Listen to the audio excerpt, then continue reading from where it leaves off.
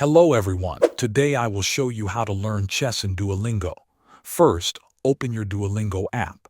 Make sure it is updated to the latest version. Then tap on the flag icon at the top of the screen.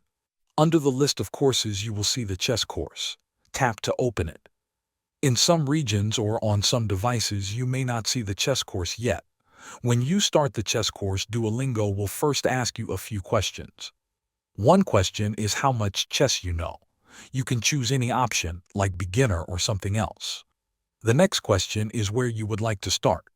You can choose to start from scratch or let Duolingo recommend a starting point based on your knowledge. If you choose to start from scratch, the lessons will begin by teaching you how each piece moves. You will learn how the pawn moves, how the knight moves in its L shape, and how to use the rook, bishop, queen, and king. These first lessons are like theory lessons in Duolingo. As you go further, you can play mini matches where you try to capture pieces under a time limit. Later, you can play full matches against Oscar and try to checkmate him.